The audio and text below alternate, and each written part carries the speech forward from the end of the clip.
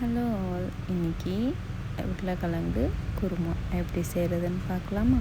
அதுக்கு 2 வெங்காயம் நல்லா நீட்டு வாக்கில் கட் பண்ணிக்கோங்க. ஒரு பெரிய தக்காளி, காரத்துக்கு ஏற்ற மாதிரி 4-5 பச்சை மிளகாய் எடுத்துக்கலாம். அதுக்குள்ளே இங்கே வானல் நல்லா சூடாகிட்டு அதில் ஒரு 1.5 ஸ்பூன் எண்ணெய் ஊற்றிருக்கேன், சன்ஃப்ளவர் ஆயில்.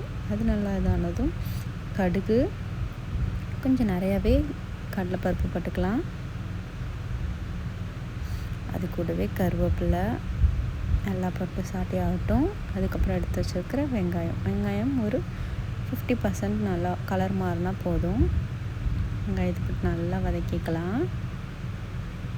வதங்குறப்பே காரத்துக்கு ஏற்ற மாதிரி பச்சை மிளகா போட்டுக்கலாம். இந்த பச்சை மிளகா எனக்கு கொஞ்சம் காரம் கம்மியாக இருந்தது, நீங்கள் இன்னும் 2 கூட ஆட் பண்ணிக்கலாம். ஏன்னா இதில் நம்ம மிளகாத்தூள்லாம் ஆட் பண்ண போகிறது கிடையாது. அதுக்கப்புறம் இஞ்சி பூண்டு பேஸ்ட்டு போட்டு நல்லா வதக்கிட்டு அதுக்கப்புறம் எடுத்து வச்சுருக்கிற ஒரு தக்காளியும் நல்லா வதக்கிக்கலாம்.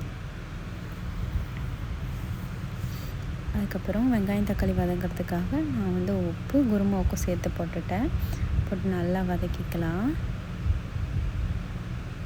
அதுக்கப்புறம் மஞ்சத்தூள், அவ்வளோதான். இதில் வேறு எந்த மிளகாத்தூள் எதுவுமே கிடையாது. சிம்பிள் ரெசிபி, சீக்கிரமாகவும் இருக்கும், டேஸ்ட்டாகவும் இருக்கும். இது பூரிக்கு, சப்பாத்திக்கு, இட்லிக்கு, தோசைக்கெலாம் அல்டிமேட்டாக இருக்கும்.